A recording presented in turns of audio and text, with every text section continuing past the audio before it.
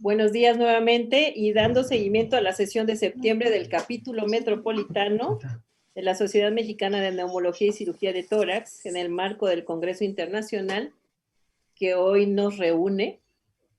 Les damos la cordial invitación a nombre de la doctora Catalina Casillas y su servidora, la doctora Gitaín Pamela Torres San Miguel, a los miembros del capítulo metropolitano de neumología. Y hoy tenemos el agrado de escuchar y tener presente al doctor Facundo Nogueira, jefe de la sección de Medicina del Sueño del Hospital de Clínicas de José de San Martín y director del Fellowship en Medicina del Sueño en la Universidad de Buenos Aires. Es un agrado y gusto tenerle con nosotros, doctor, y que comparta de toda su experiencia y su ciencia. Muchas gracias, doctor, por aceptar la invitación. No, muchas gracias a ustedes por la invitación que me honra. Me hubiese gustado muchísimo estar allí, en México. Es una ciudad que me encanta y que me gusta visitar, pero bueno, por motivos que todos conocemos, no ha sido posible, pero esperemos poder hacerlo en un futuro cercano. Hay que ser positivos. Claro que sí. Adelante, doctor. Bueno, muchas gracias nuevamente por la invitación. Este es un tema que me resulta sumamente apasionante. Y que tiene que ver con algo que en estos días cobra todavía muchísima más vigencia, y que es saber si existe la posibilidad de que, al menos en un grupo de pacientes, les podamos indicar tratamiento con CPAP por sospecha de apneas del sueño, prescindiendo de la necesidad de realizar estudios de alta complejidad, estudios del sueño, en una población, al menos por definir, de pacientes. Bueno, estos son mis conflictos de interés, son algunas cuestiones que yo creo igual de todas maneras que en esta presentación no van a tener ningún tipo de influencia. Bueno, sabemos que la apnea del sueño es un problema que impacta muchísimo en la salud de nuestra población y la salud pública, porque se trata de una enfermedad que tiene una prevalencia muy importante. Es probablemente, si no es la patología respiratoria crónica más prevalente, es una de las tres más prevalentes en todo el mundo, con cifras recientes que indican que en mujeres la prevalencia oscilaría entre un 6.5 y un 17%, y en hombres sabemos que es casi el doble, 17 a 34%, y todos hemos analizado y visto los trabajos, el de San Pablo, el del grupo del doctor Tufik, que hablan de un 32% de prevalencia de apneas del sueño en hombres en San Pablo, y el Hipnolaos de Suiza, que habla hasta un 49% de prevalencia. Sea como fuere, y con las limitaciones que pueden tener, sin duda esto implica una alta prevalencia. También está descrito una alta tasa de subdiagnóstico, un 80% de subdiagnóstico es lo que se estima aproximadamente, y sabemos que es una enfermedad que se asocia a una elevada comorbilidad, ¿sí? Básicamente cardiovascular, pero también metabólica, neurológica y cognitiva, con también un aumento global de la mortalidad. O sea que es un problema de salud pública claramente reconocido en todo el mundo.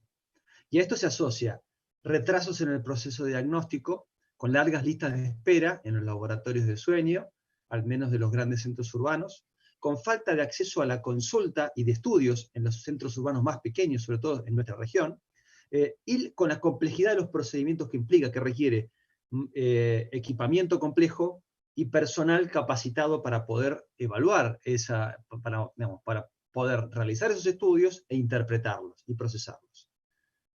Y si faltaba algo que pudiera complicar aún más todo eso, se nos ha colado no tan buen amigo. Ustedes me dirán si se escucha bien y si se ve bien, ¿no? Porque yo me largo a hablar y por ahí, ¿está todo ok? Está bien, doctor. Muy bien, gracias. Entonces les decía que si algo nos faltaba era la intromisión de este sujeto, que por supuesto genera miedo en los pacientes, y ese miedo aleja al paciente del estudio, de la consulta médica y de la realización de estudios complementarios. También hay, por supuesto, limitaciones para realizar estudios de sueño en los laboratorios. Nos ha cambiado drásticamente la dinámica de los estudios de sueño, y e incluso se han cerrado muchos laboratorios de sueño. Aquí en Buenos Aires se han cerrado varios laboratorios de sueño por cuestiones económicas, por cuestiones sanitarias, etc. Con lo cual, es todavía mucho más difícil el escenario para poder abordar desde el punto de vista diagnóstico a estos pacientes. ¿Y cuántos estudios de sueño deberíamos hacer para diagnosticar a todos los pacientes con apneas del sueño? Ese es el otro aspecto, ¿no? No estamos hablando de una enfermedad rara, estamos hablando de una enfermedad, como dije antes, muy, muy prevalente. Vamos a tomar como ejemplo Argentina, que es un país que tiene una población de 45 millones de habitantes, de los cuales 32 millones somos adultos, y si calculamos una tasa de prevalencia de apneas del 10% para ser conservadores, diríamos que 3.200.000 argentinos tendríamos apneas del sueño. Con una tasa de positividad de estudios de un 50%, que eso sería una tasa razonable como para decir que estamos estudiando a una cantidad y rastrillando a una cantidad razonable de pacientes, eso nos daría la cifra de 17.534 estudios de sueño por noche durante un año, trabajando las 365 noches. No llegamos ni al 5% de esa capacidad de estudio. O si lo quisiéramos hacer en 5 años, tendríamos que hacer 3.500 estudios de sueño por noche durante 5 años. Estamos claramente lejos de eso, y sin contar que a estos pacientes también hay que hacerles titulaciones de CPAP, hay que hacer estudios de control y repeticiones, con lo cual las posibilidades de poder abordar estos pacientes serían todavía menores. Y si fuésemos un poco más, digamos, ajustados a las tasas de prevalencia más recientes, y dijéramos que la prevalencia de AOS sería un 20%, ahí ya hablamos del doble de pacientes, más de 6 millones, eso nos obligaría a realizar 35.000 estudios de sueño por noche durante un año, trabajando todas las noches, incluso en Navidad, Año Nuevo y el Día de Todos los Muertos, o 7.000 estudios por noche durante 5 años. Lo mismo sin contar las titulaciones, los estudios de control y las repeticiones. O sea, claramente no llegamos a poder estudiar a todos los pacientes que necesitan tener un diagnóstico y a través de ese diagnóstico poder acceder a un tratamiento. Como contraparte de esto, todos nosotros nos ocurre todas las semanas que estamos en el consultorio, en la consulta, llamamos a un paciente, el paciente no viene, nos asomamos a la sala de espera y nuestro paciente está así sentado, roncando en el sillón y durmiendo una plácida siesta. Y lo hacemos pasar a ese paciente, lo interrogamos y el paciente nos dice, bueno, claramente es obeso, ronca, tiene apneas, tiene sueño porque se queda dormido en la sala de espera y además es hipertenso, como muchos de estos pacientes. Y ahí es donde nos preguntamos, ¿es realmente hacerle un estudio de sueño a este paciente para confirmar que tiene apneas del sueño y que necesita tratamiento con CPAP? Y seguramente nosotros estamos convencidos de que no es así, que este paciente perfectamente podríamos indicarle, sin temor a equivocarnos, que comience tratamiento con un equipo de CPAP. Y ahí es donde empiezan a surgir, desde hace ya varios años, herramientas de predicción clínica, que están basadas en el ojo clínico experto del especialista o del médico experimentado en trastornos del sueño, en determinados cuestionarios o escalas clínicas, e incluso en el desarrollo de fórmulas de predicción clínica, ¿sí? Vamos a tratar de desarrollar un poquito esto. La primera pregunta que se intentó responder a través de la ciencia fue si podemos predecir la presencia de apneas del sueño solo con variables clínicas. En los años 90 surgieron varios trabajos que hacían análisis univariado asociado a análisis de regresión lineal o análisis de regresión múltiple, tratando de establecer qué parámetros clínicos del interrogatorio tenían mayor peso para predecir la presencia de apneas del sueño en los pacientes. No vamos a ver todos esos estudios, yo les voy a mostrar un par a modo de ejemplificación. Uno de estos es uno de los más conocidos, el de Flemons. Son 180 pacientes, un estudio hecho en Canadá, 180 pacientes a los cuales le hicieron un cuestionario, antropometría y polisomnografía. Tenían como objetivo establecer qué criterios clínicos predecían mejor la presencia de apneas del sueño y desarrollar una fórmula de predicción clínica.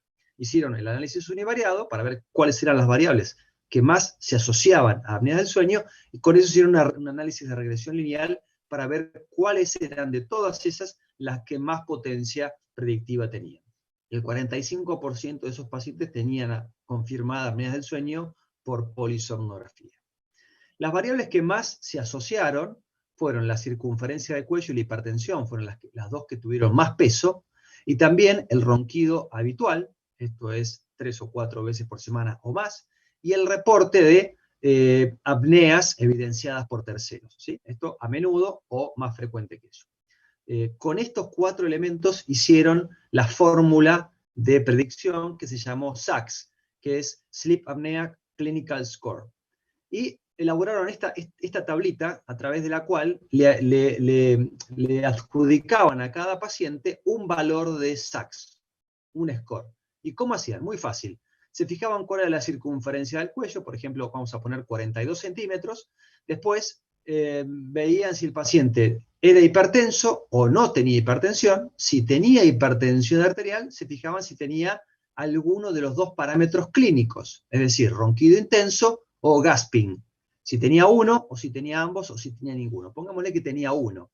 42 de circunferencia de cuello, era hipertenso y tenía un parámetro clínico. Ese paciente, su score le daba, perdón, para atrás, muy sensible esto, le daba 18, ¿ok? Le daba 18. Tratar de determinar cuál era el valor predictivo de estos parámetros. Y ahí me detengo un segundo en repasar esto que por ahí no todos estamos tan familiarizados en usarlo, que es la razón de verosimilitud, o el likelihood ratio, que es básicamente un score que nos indica la posibilidad de observar un resultado positivo o negativo de un estudio en los pacientes con que porten una enfermedad en cuestión, versus la posibilidad de que ese resultado aparezca en pacientes sin la patología. Básicamente lo que hace es compara o, relaciona la tasa de verdaderos positivos versus la tasa de falsos positivos, para la razón de verosimilitud positiva, y de falsos negativos versus verdaderos negativos para la verosimilitud negativa. Esto es un valor que tiene un valor, es una determinación que tiene un valor predictivo que es independiente de la prevalencia de la enfermedad, cosa que no ocurre con los criterios de especificidad y sensibilidad. Y tiene mayor valor como, para determinar precisamente la potencia de predicción del resultado de un determinado estudio. Y acá, en cuanto al resultado, un ratio de positivo mayor de 10 o mayor de 5 tiene una utilidad buena o altamente relevante si fuera mayor de 10. Y en el caso del likelihood ratio negativo, un score entre 0.1 y 0.2, la razón es buena, y si fuese menor de 0.1 es altamente significativa. Bueno, esta gente hizo precisamente una evaluación de la razón de verosimilitud de estos test, y encontraron que los pacientes que tenían un SACS mayor de 15, un score mayor de 15, tenían una razón de verosimilitud de 5.15 para detectar un IAH mayor de 10 y de 3.74 para detectar un IAH mayor de 20. Es el valor predictivo. O sea que este score, un SACS mayor de 15, tenía una potencia significativa para identificar pacientes con apneas del sueño, con IAH más de 10, y también era potente, aunque no tanto, para pacientes que tenían un IAH mayor de 20. Se hicieron otras fórmulas de predicción, y estos autores lo que hicieron fue evaluar en una cohorte de 370 pacientes con sospecha de SAOS. Se hicieron cuestionarios clínicos más polisomnografía y evaluaron 4 fórmulas de predicción clínica basada en síntomas, entre las que estaban precisamente el SACS que les conté recién, y encontraron que la sensibilidad y especificidad para detectar una apnea del sueño con un IAH punto de corte mayor de 10 fue la sensibilidad de 76 y 96%, dependiendo cuál fuera la fórmula que estaban analizando, y una especificidad de 13 y 54%.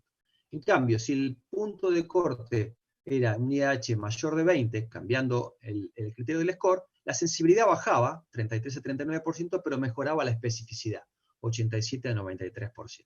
O sea que estas fórmulas de alguna manera, cuando se apuntaba a una apnea del sueño de mayor severidad, perdían potencia en cuanto a la sensibilidad, perdían sensibilidad, pero se hacían más específicas, incluso algunas muy específicas.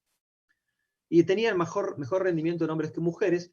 Tiene que ver esto con que en los 80 y 90 casi todos los estudios de sueño que se hacían en hombres, ¿no? Entonces casi todos los estudios incluyen poblaciones mayoritariamente masculinas.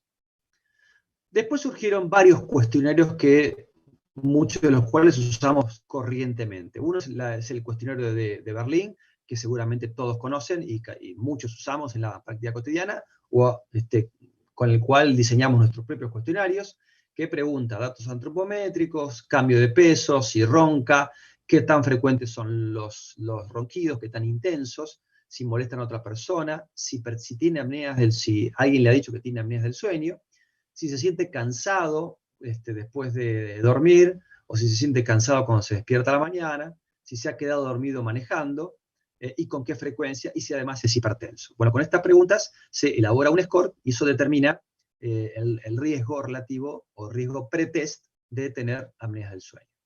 Otra escala, quizás más utilizada hoy en día, es la escala de Stop-Bank, que tiene un primer componente que es el stop y un segundo componente que es el bank, que se pueden usar combinados. El stop evalúa la presencia de ronquido, de cansancio, de apneas evidenciadas por terceros y de hipertensión arterial. Y el bang refleja la presencia de un índice de masa corporal mayor de 35, edad mayor de 50, una circunferencia de cuello mayor de 40 centímetros y el género masculino. Y en función de cuántos parámetros estos pacientes tengan, es mayor o menor el riesgo de tener apneas del sueño. Y la otra escala que todos conocemos es la escala de Epworth, que básicamente lo que intenta determinar es si los pacientes tienen o no somnolencia en distintas situaciones de la vida cotidiana. Estas se utilizan en la práctica cotidiana, no son herramientas que nos permitan tomar determinaciones terapéuticas, y las utilizamos como un complemento clínico para orientar nuestra conducta, pero por sí solas prácticamente nadie las toma como herramientas simples, aisladas y únicas en la toma de decisiones. Hace un par de años se publicó este metaanálisis que precisamente intenta investigar evaluar toda la evidencia científica publicada hasta la fecha sobre la sensibilidad, especificidad y el peso o la potencia diagnóstica que estas herramientas tienen en pacientes con sospecha de apneas del sueño. Se evalúa el cuestionario de Berlín, el Stop-Bank, el Stop Solo y la escala de Epworth. Y se evaluó estudios que hayan analizado la somnolencia, la especificidad y la sensibilidad de estas escalas comparadas con una polisomnografía o una poligrafía respiratoria, obteniendo un índice de apneas, hipopneas o un índice de perturbio respiratorio. Se recolectaron 108 estudios con 48.000 pacientes casi, y lo que encontraron fue lo siguiente. Para los pacientes con apneas del sueño de grado leve, la sensibilidad de estas escalas oscilaba entre el 54%, la menos sensible era la escala de Epworth, hasta un 88%, que la escala más sensible era la escala de Stop-Bank. La especificidad, por el contrario, era baja, 42% para el Stop-Bank, fue la escala menos específica de todas, la más sensible pero la menos específica, y la escala de Epworth como contraparte fue la menos sensible pero la más específica. Para los pacientes con SAOS moderado ocurría algo parecido. La escala más sensible, la escala de Stop-Bank, un 90% de sensibilidad, contra la escala de Epworth, que tenía una sensibilidad de 47%, pero como contrapartida tenía una especificidad mayor de un 62% y un 32-36% de la escala de Stop-Bank.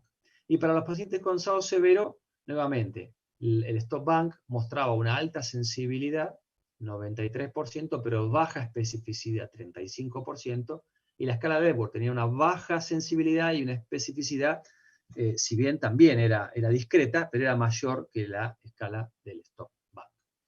Con lo cual, claramente de este análisis surge la la certeza de que estas herramientas per se no tienen la potencia suficiente como para detectar y determinar si los pacientes tienen apnea del sueño con un nivel de certeza lo suficientemente bueno como para prescindir de la realización de estudios de sueño. O sea, estas herramientas solas claramente no son útiles, no son suficientes.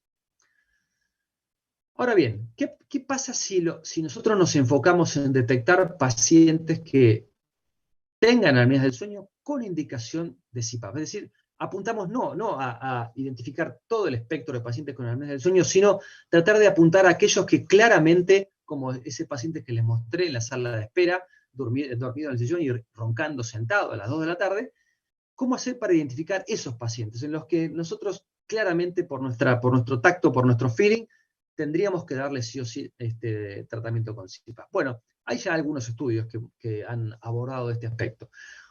Este es un estudio de 2011, hace casi 10 años, es un estudio de disimulación, en el que tenía como objetivo evaluar la exactitud y la costo-efectividad de la identificación de pacientes con apneas del sueño que tuviesen indicación de tratamiento con CPAP, basado solamente en la observación de los parámetros clínicos a través de un observador experto, comparado con el mismo observador, con los mismos datos clínicos, sumado la observación de los resultados de la polisomnografía. Se reclutaron 197 pacientes que habían sido derivados a un laboratorio de sueño por sospecha de apneas, y estos dos expertos independientes con, por supuesto, formación y capacitación en apneas del sueño, evaluaron en forma independiente y en forma retrospectiva los registros clínicos de los pacientes. Primero vieron solamente los datos clínicos, sin ver la polisomnografía. Y tenían que, en función de esos datos, en función de su criterio, determinar si esos pacientes tenían altas probabilidades de SAOS y le indicaban un tratamiento con CPAP sin hacer ningún estudio, o, por el contrario, decían no se puede tomar ninguna decisión, hay que hacer un estudio de sueño. Y en el segundo paso, evaluaban los mismos datos con la polisomnografía.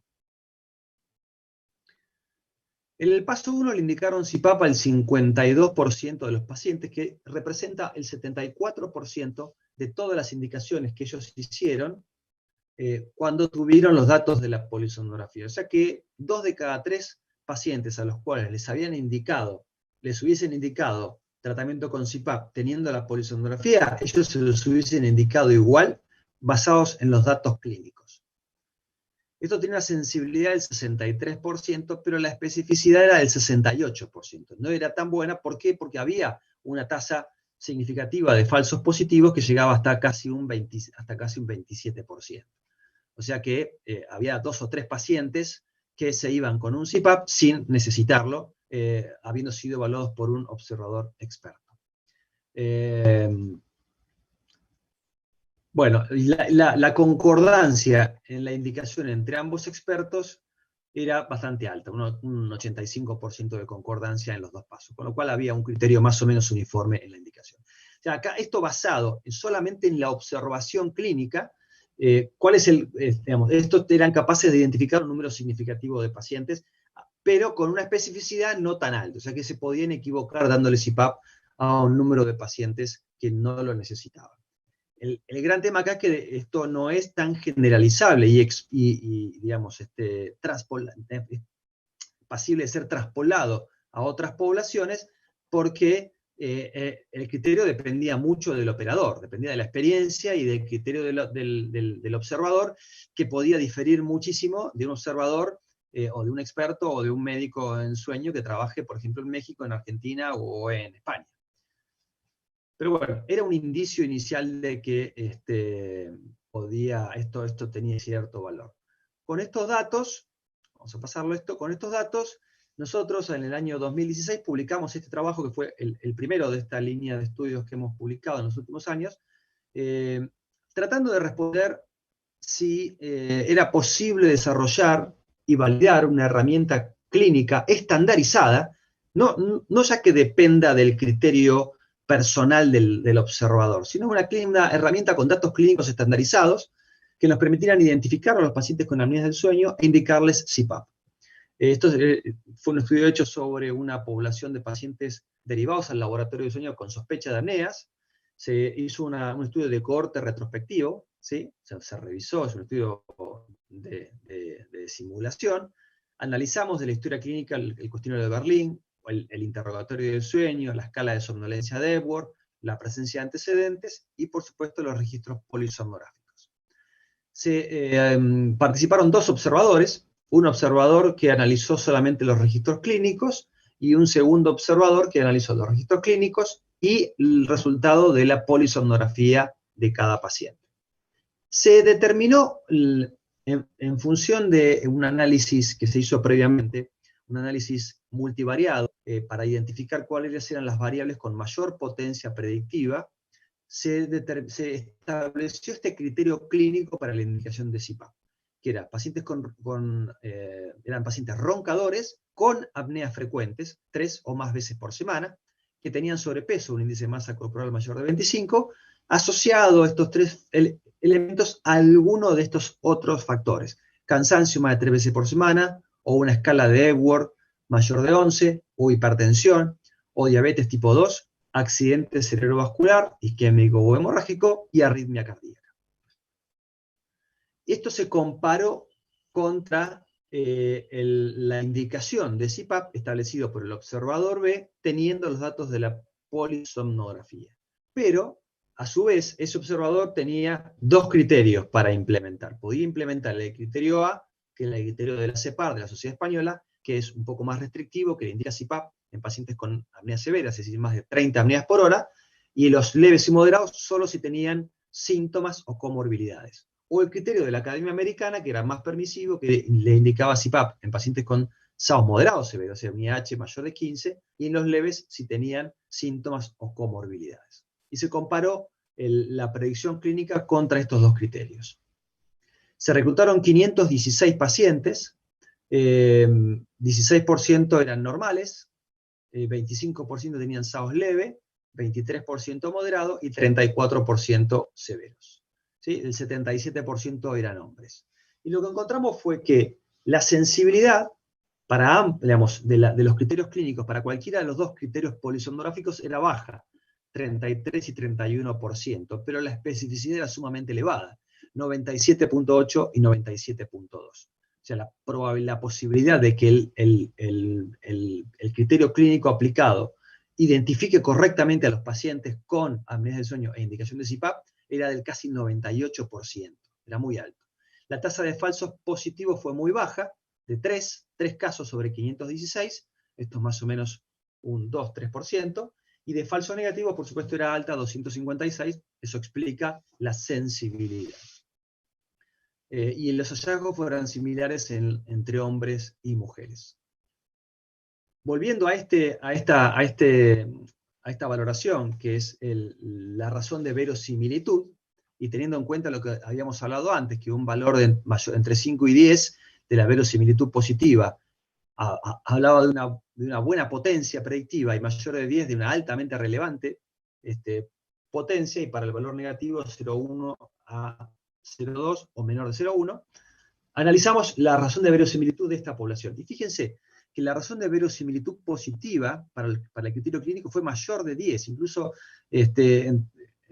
cuando se analizó en los criterios de la CEPAR fue de 15, ¿sí? La razón de verosimilitud. La razón de verosimilitud negativa fue baja, 0,7, 0,6, eso tiene que ver con la baja sensibilidad del método. Es decir, nosotros concluimos en ese momento que 1/3 de los pacientes nosotros podríamos haberlos identificado correctamente, con muy poca chance o probabilidad de habernos equivocado, de haberles indicado un tratamiento con CPAP sin tener que hacerle un estudio diagnóstico. ¿Esto qué permitiría? Y se podría iniciar rápidamente tratamiento con CPAP en pacientes con muy alto pretest clínico, un riesgo elevado por comorbilidades o somnolencia. Esto permitiría, en principio, reducir los costos y, sobre todo, aumentar la disponibilidad y el acceso de estudios a pacientes con cuadros menos evidentes desde el punto de vista clínico. La gran ventaja es que estos criterios son simples, son fáciles de reproducir, son estandarizados, no depende de la experiencia del observador, y se podría potencialmente aplicar en otras poblaciones, incluso por médicos no expertos en apnea del sueño, y fundamentalmente en situaciones de escaso acceso a los métodos de diagnóstico. Hicimos un par de años después, otro estudio explorando el rendimiento de estas variables en otra población de pacientes. También fue un estudio, este fue un estudio de corte seccional simulado. Tomamos una población de pacientes con sospecha de apneas del sueño que habían sido enviados a otro de los laboratorios de sueño de nuestra red de investigación para un estudio diagnóstico. Se hizo una revisión de toda la información registrada en la base de datos, escala de Epworth, Stop-Bank, el resultado de la poligrafía respiratoria, todos habían sido evaluados en domicilio con poligrafía respiratoria, y nuevamente participaron 2 observadores expertos. Uno que analizó la base de datos y la escala de Epworth, y otro observador que tuvo acceso también a la polisomnografía. La base de datos básicamente tomando en cuenta el Stop-Bank. Los criterios diagnósticos eran similares a los del estudio anterior, índice de masa corporal, digamos, ahí ya se tomaron 2 criterios, el criterio A y el criterio B, que es sobre lo cual empezamos a trabajar después. El criterio A es el del primer estudio, 25 de índice de masa corporal, ronquido intenso, apneas observadas y una escala de Epworth mayor de 11. Y el criterio B era lo mismo que antes, salvo que la escala de Epworth podía ser reemplazada por hipertensión arterial, o existía la posibilidad de que tomáramos hipertensión arterial más 5 de cualquier otro componente de la escala de Stop-Bank. El observador 2 le indicaba tratamiento con CPAP a los pacientes si estos tenían más de 30 apneas por hora o tenían un SAOS moderado o moderado, ahí está mal, este es entre 5 y 30, asociado a somnolencia o alguna comorbilidad o a un compromiso clínico importante. Por supuesto, este es un estudio simulado, un estudio retrospectivo simulado. Se reclutaron 1.763 pacientes, y repito, de un laboratorio de sueño distinto de la muestra original. Una edad media de 53 años, 40% de mujeres, población mayoritariamente obesa, un 24% con escala de Epworth mayor de 11, eso es algo que nosotros vemos mucho, la escala de Epworth para nosotros tiene una sensibilidad baja, es raro encontrar pacientes con escala de Epworth muy elevada, sí una alta referencia de cansancio, y la prevalencia de hipertensión casi llegando al 50%. Están las tasas de prevalencia de los distintos niveles de severidad de apneas del sueño, un 34% de pacientes con SAOS leve, 26% moderado y 18% pacientes con SAOS severo. Es casi el 50%, como decía antes, tenían hipertensión arterial. Bueno, ¿qué nos mostró este estudio? La sensibilidad de estos criterios fue para el criterio A, fue del 21%, y para los criterios B de 41%. ¿Sí?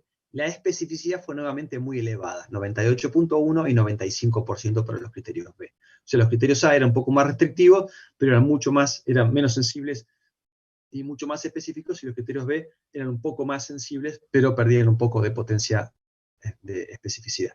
Una tasa de falsos positivos muy baja, menor del 5%, y cuando tratamos de discriminar entre hombres y mujeres, vimos que el rendimiento era bastante parecido. Era un poco menos sensible en las mujeres, con una potencia de especificidad similar. Nuevamente, analizando la razón de verosimilitud, encontramos que la razón de verosimilitud positiva era extremadamente significativa, ¿sí? 8 y 10, y la razón de verosimilitud negativa era baja. Eso tiene que ver con también tiene relación con la baja sensibilidad evidenciada por la otra vía. Después hicimos otro estudio más, hicimos un estudio grande, ahí ya dijimos, bueno, vamos a tomar varios centros, varios pacientes y sobre todo más investigadores. Vamos a sumar gente a ver si esto es reproducible con otros observadores. Hicimos otro estudio de simulación, también de intención de tratamiento. Ahí evaluamos el rendimiento de estos criterios clínicos para identificar pacientes con apnea del sueño que tenían potencialmente indicación de tratamiento con CPAP. Fue también un estudio de diseño de cohorte retrospectiva, la primera muestra, y una segunda muestra complementada con otro grupo de pacientes recolectados en forma prospectiva. Fue la muestra G2, G1 y G2. La muestra G1 provino de la base de datos de pacientes adultos derivados a un laboratorio de sueño por sospecha de SAOS. Se hizo un muestreo intencional, se trató de aleatoriamente colocar la idéntica misma cantidad de proporción de hombres, de mujeres, estudios normales, leves, moderados y severos. De la base de datos del laboratorio se obtuvieron los datos del cuestionario de sueño, la escala de Epworth, los antecedentes y, por supuesto, los resultados de la del estudio de sueño. Y la muestra G2 fue una muestra consecutiva de pacientes que eran adultos, derivados a 2 laboratorios de sueño, por sospecha de SAOS, a los cuales se les hizo un cuestionario de sueño, se les hizo la escala de Epworth, y se recabaron antecedentes y, por supuesto, el resultado de la polisomnografía. Participamos 14 observadores expertos, nosotros evaluamos a todos los pacientes, en forma independiente, cada uno cegado de lo que el otro observador analizaba, y por supuesto cegados de los datos del paciente, los datos de filiación, o sea, no teníamos cómo identificarlos. Cada uno debería determinar con las herramientas que cada uno tenía si el paciente tenía diagnóstico de apnea del sueño y tenía indicación de tratamiento con CPAP. Se dividieron en 3 grupos. 4 observadores solo utilizaron criterios clínicos preestablecidos. ¿Sí? Fue una validación de estos parámetros clínicos que ya venimos analizando. Vuelvo a repetir. Ronquidos, apneas evidenciadas por terceros, índice de masa corporal mayor de 25 y una escala de Epworth mayor de 11, o estos mismos síntomas reemplazando la escala de Epworth por cansancio o alguna comorbilidad, hipertensión, enfermedad coronaria, cerebrovascular o diabetes. Los otros 10 observadores, 5 analizaron los datos clínicos con la polisomnografía y la poligrafía y siguieron los criterios de la CEPAR para indicar CPAP, y otros 5 observadores utilizaron los criterios clínicos más la polisomnografía y se basaron en los criterios de la Academia Americana de Medicina del Sueño. Bueno, los criterios son los que ya les mencioné en un trabajo anterior. Estas son las muestras de pacientes. En la muestra G1 reclutamos 411 pacientes, 45% mujeres, 54 años, índice de masa corporal de 28, 32% tiene un Epworth mayor de 11, y bueno, las proporciones de las apneas del sueño. La muestra G2 está compuesta también por un 45% de mujeres, eran 242 pacientes, la edad también 51 años, mayoritariamente obesos, 29 del índice de masa corporal, y el resto de las proporciones que están ahí. Ahora bien, para el grupo 1, la sensibilidad de estos criterios clínicos fue de 21%, y para el grupo G2 fue 24.8%. Agrupando las dos poblaciones, la sensibilidad fue de un 22%. Pero la especificidad fue muy alta, fue 97% agrupando las dos poblaciones, ¿sí? O sea que realmente estamos de vuelta ante una herramienta que, si bien tiene baja sensibilidad, tiene una potencia dada por la especificidad muy alta. Y la razón de verosimilitud positiva también fue alta, fue 7.6 la global. Recordemos que entre 5 y 10 eso habla de una buena potencia predictiva. En cambio, la razón de verosimilitud negativa, es decir, la posibilidad de que un resultado negativo de esta escala nos diga que realmente ese paciente no tiene nada, es bajo, ¿sí? Porque esto es concordante con la sensibilidad. Nuevamente, la tasa de falsos positivos fue muy baja, fue del 4.5%. Y fue similar en hombres y mujeres, no hubo prácticamente diferencia en términos de sensibilidad y especificidad. Conclusiones, o sea, 1 de cada 5 pacientes nosotros podríamos directamente indicarles un tratamiento con CPAP con muy poca chance de equivocarnos y sin necesidad de un estudio de diagnóstico.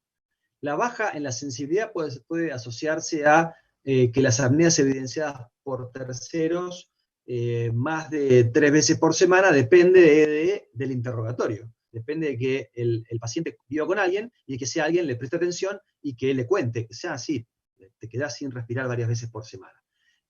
Dato que fue referido solamente por el 24% de la muestra. Prácticamente todos los pacientes que tenían apneas del sueño y que tenían indicación de CPAP habían contado eso, contado que tenían apneas evidenciadas por terceros. Estos son, nuevamente, criterios clínicos simples y fáciles de reproducir. Tiene una utilidad potencial que nos permitirían indicar tratamiento a pacientes con estos criterios claros, y eso liberaría recursos humanos y técnicos y tecnológicos para estudiar al resto de los pacientes, aumentando un 20-30% la disponibilidad de estudios. habría que ver si esto también se asocia a una reducción de costos. Uno asume que sí, pero habría que hacer un análisis de costos. Y bueno, y el último aspecto que vamos a analizar es la aplicación de estas herramientas de predicción clínica asociadas a un método simplificado de diagnóstico, que en este caso es la oximetría de pulso. ¿Sí?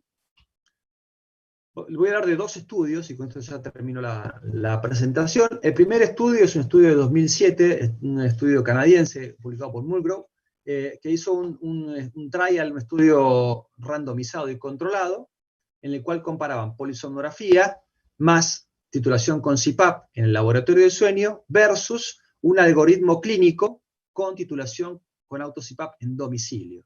¿Sí? Comparaban esas dos ramas de intervención.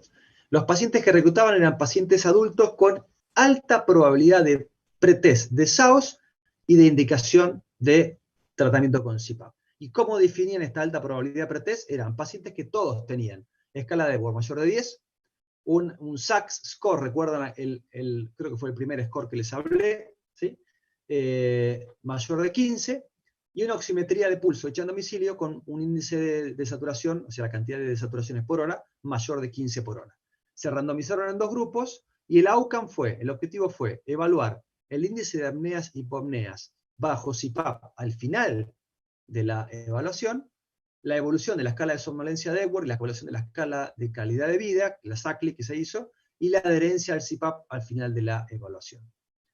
Esta es el flowchart del estudio. Se reclutaron 68 pacientes, 35 en esta rama y 33 en la rama ambulatoria, y acá está la secuencia de procedimientos. La polisomnografía con titulación, indicación de CPAP fijo, tratamiento de CPAP fijo, controles clínicos mensuales, y al tercer mes se les hizo una polisomnografía con CPAP ajustado a la presión fija, y se hizo la evaluación de la escala de somnolencia, la escala de calidad de vida y el rendimiento del CPAP. A los pacientes ambulatorios, en cambio, se les hizo directamente una titulación en domicilio por una semana, a la semana se les hizo una oximetría de pulso, ¿sí? Y se les ajustó la presión de CPAP fijo al percentil 95 del CPAP que se había usado. A la semana se hizo un control de oximetría para ver si el paciente evolucionó bien desde el punto de vista de los parámetros, y se lo trató durante 3 meses con CPAP fijo y se hizo la misma evaluación. Lo que encontraron fue que en todos los outcomes evaluados, es decir, la media de índice de apneas y hipopneas bajo CPAP, la polisomnografía de control, la media de la disminución de la escala de Epworth desde el basal, y la mejoría de la escala de calidad de vida comparado el basal, y la adherencia al CPAP, en las dos, digamos, la escala de Epworth y el IH, no fueron significativas las diferencias entre los dos abordajes, el laboratorio y el domiciliario. Sí mejoró la adherencia a CPAP en el abordaje ambulatorio.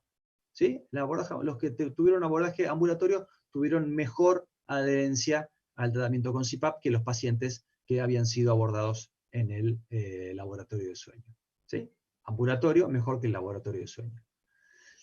La otra cosa es que la preferencia, el 62% de los pacientes del grupo de polisomnografía manifestaron que hubiesen preferido ser estudiados en domicilio, y solo el 6% de los pacientes del grupo ambulatorio dijeron que hubiesen preferido ser estudiados en el laboratorio.